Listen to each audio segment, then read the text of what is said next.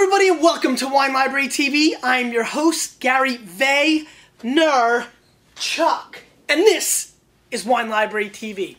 Today we have a very special episode. We're going to be doing Finger Lake Rieslings, and huge shout out to Curtis Fox, the man who presented me with these wines. We do not carry any of the wines, which is a big faux pas. You know, well, I like that word. We really need to step up our New York Finger Lake selection, and that's something we'll be focusing on. And this is halfway home because we do carry the Herman Weiner wines, but other than that, we have not had these two others, and I'm excited about trying them. So huge shout out to Curtis. I really appreciate it, and I'm ready to do it. I'm sorry it took so long to do it. It's been a long time in the making. Other than that, a couple house cleaning issues before we taste some wine. I want to give a massive, and I mean massive. That didn't really seem like such a massive thing to do. Massive birthday shout out, because I am Casey Kasem at this point, to Stu S., which comes from your lovely wife and huge Vaynerchuk, longtime watcher, Mary S.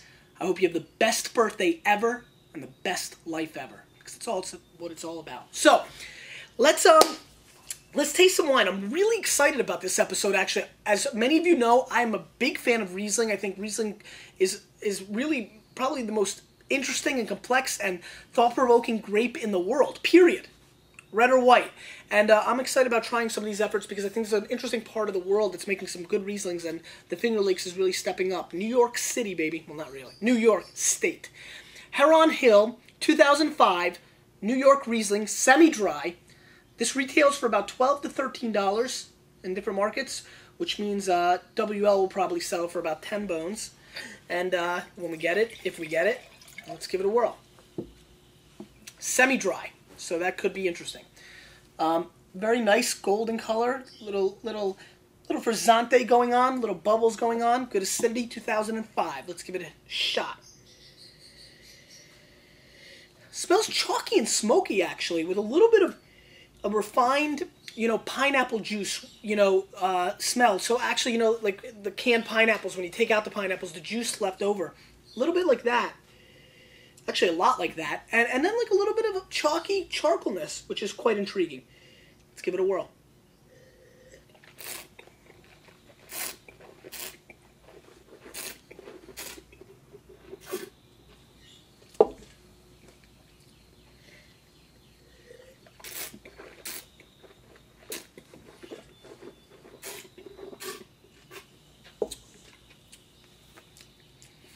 Nice acidity, good freshness, very bright, semi-dry. It's not as sweet as maybe I thought it could be, which I appreciate. I think it's got a good balance of that. Once again, pineapple is definitely the clear-cut flavor of choice in this wine. Let's spit that out. Get a little stony aspect, a little seashell, a little Jersey Shore with pineapples on your head kind of action. Light, crisp, solid, not earth-shattering, definitely not changing my life, but a solid bottle of wine.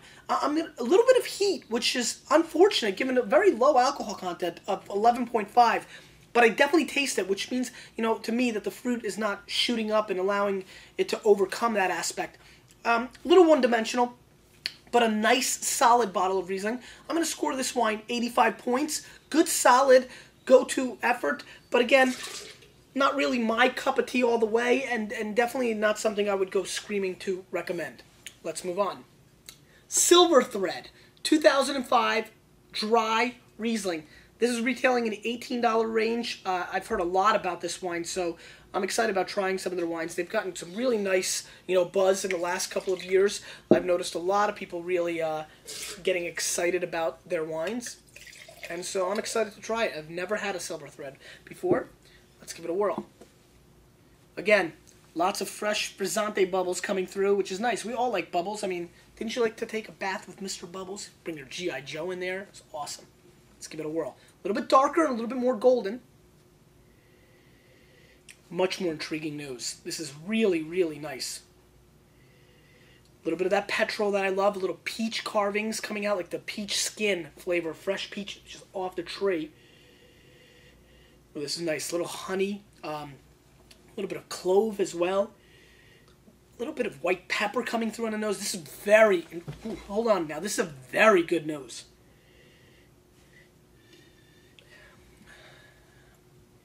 Yeah, a little auto body shop, which is really nice, but very subtle, not like some of the other stuff, not when we talked about, you know, throwing peaches all over the auto body shop. It's not as petrol-y and it's definitely not as peachy. It's a little bit more subtle in its approach, but it's nice. Now you'll notice this and many of the whites, if not, excuse me, all of the whites I do on Wine Library TV, I do at room temperature.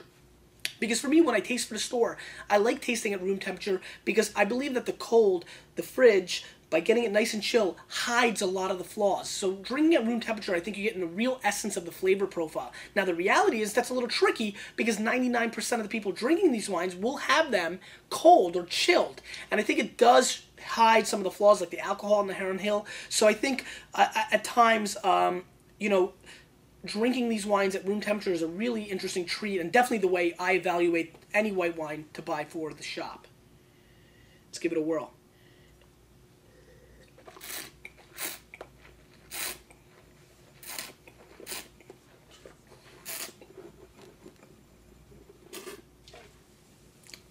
Lizzie, we're going out for Thai tonight. I cannot drink really solid Riesling like this without getting excited about eating spicier Thai food.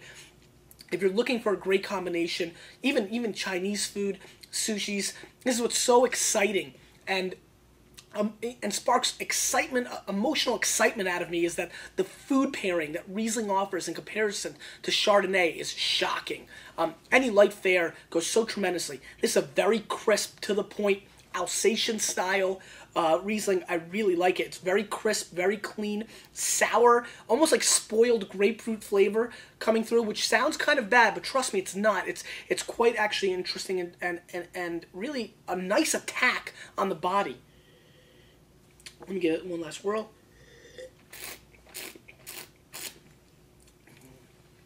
Just a great connection of flavors between the grapefruit.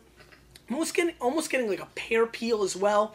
The wine is not not fulfilling the palate as much as it is aromatically, so the nose is more exciting and intriguing than the palate itself. This is a very solid effort, though. I'm going to score this wine 88 plus, and maybe even 89 points if I was in a little bit better mood. Like if the Jets won the Super Bowl, I'd probably give it 109, actually. But really, really solid. 88 plus for sure. Good solid Riesling. Nice wine. Let's move on. Herman J Weiner, 2005 Dry Riesling. This is a 2006 New York's Best White Wine winner from the Governor's Cup. Nice little logo, beautiful. This is an $18 bottle of Riesling, and Herman J Weiner was born in Germany and is really one of the profound, I had to bring it in there, one of the real exceptional, extraordinary, and uncanny winemakers in the Finger Lakes region. We've carried his wines many of times, and we really are always quite surprised by the elegance, but the refinement and the explosion that his Rieslings are able to bring to the table. 18 bones, so it's not inexpensive. I mean, these wines are pricing themselves in the same area as the Alsatian Rieslings, which is, you may want to hit that because that gets loud, which is really interesting because the Alsatian wines are obviously considered by pedigree as inferior wines, so it's going to take a lot of work for New York to really step up and just hit end. Hit anything. End. There you go. And it's going to take them a lot of work to kind of bring up their prestige because it's kind of tough to demand the same price for what's considered the best of the bunch. So that's intriguing to me how the New York wines have definitely not, been a price bargain by any stretch of imagination. So let's give this a whirl. Now this is much more classic Germany, whereas this was Alsace on the nose. This has got a little bit of that ripe sweetness to an apple, like an apple soaked in sugar nose. Also has an aspect of the petrol, a little gasoline, just like you're pumping gas and you got a little bit on you, then you went in your car, it's a long drive, and you bit an apple. That's the flavor profile you're getting out of this wine. That's a classic pinpoint analogy for this wine. Let's give it a whirl.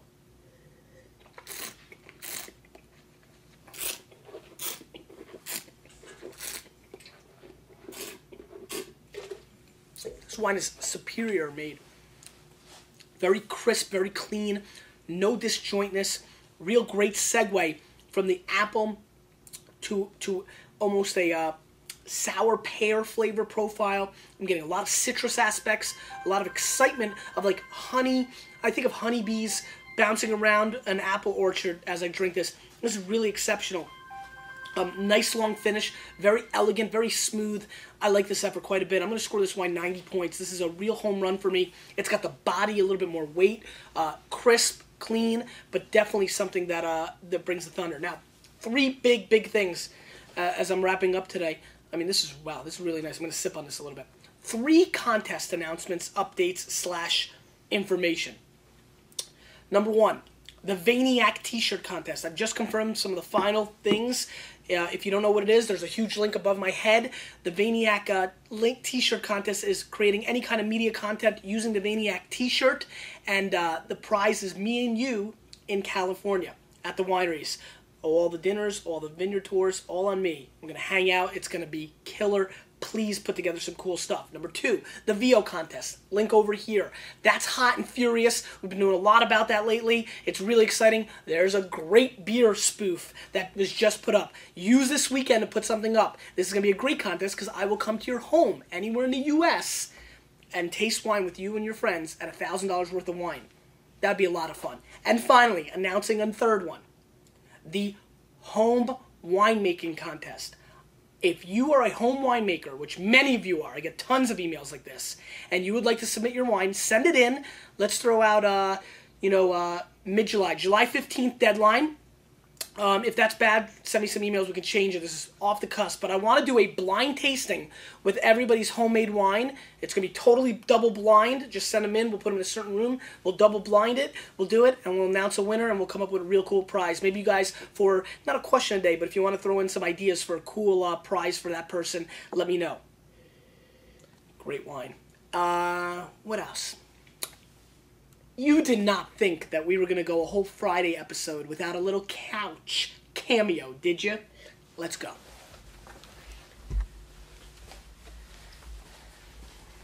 Ah, yes. I don't even know it's Friday without doing a little couch cameo. So I'm just going to relax on the couch like I love to do on Friday, and we do have a special wine to go along with it. We have Herman J Weiner, 2003 Johannesburg Riesling Select Late Harvest, which is a very intriguing dessert wine. $20 US for this little bottle, so it's quite a bargain in the scheme of things. 9.5% alcohol content, so not bad at all. I give that a little bit of a pour, and we've got our questions.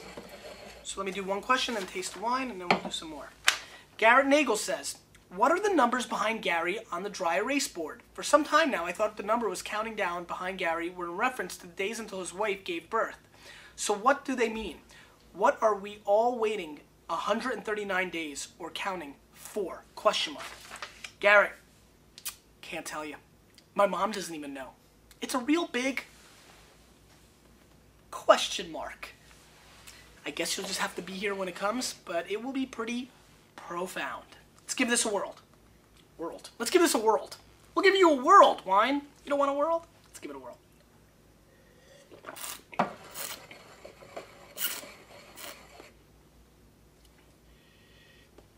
Very tight on the nose.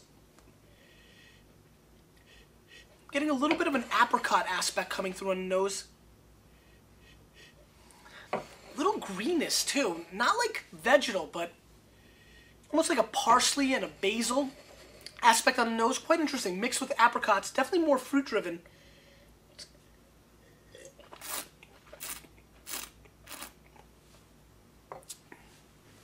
Nice hint of sweetness. Good honey suckle aspect to it. Good viscosity, I want to call it. But definitely not as heavy as a lot of dessert wines. Kind of like in between a Sauterne and a dry Riesling. That medium-bodied structure. But grapefruit, very energetic. I'm also getting a little grapefruit now on the finish, developing from apricots to grapefruits. It's like a transformer. Apricot, grapefruit. Pretty rad, if you ask me. Really nice effort. Let's score the special select here, a 91 plus. It's really nice. It's not outrageous. It's not ripping my eyes out, not changing my life, but definitely one of the better East Coast dessert wines I've had in a long, long time. A lot of them I find to be just pure sugar water with no complexity. This is structure and complexity. Kudos to trying to remake some of the great dessert wines out of Germany, and a heck of a lot better price than a lot of them. Great job by these people. Very nice. And final question, and then we have a question of the day. Why don't we ask the question of the day? And I really mean this. I'm excited about this. Question of the day. What can I do to make Wine Library TV better? I'd love to hear it. I'm going to get pounded for this, huh? Don't diss on me too much, but what can I do? I'd love to hear it. Finally, Kent Benson asks, where's episode 212? Did I miss something? What happened to episode 212? That's a good question, Kent. What did happen to episode 212? Oh, hey, Gary. You know, this $2 chuck, you're right. It's not half bad. Yeah, not half bad at all. Because you, episode 212, and a little bit of me, and maybe the Bumblebee Man, we're changing the wine world, aren't we?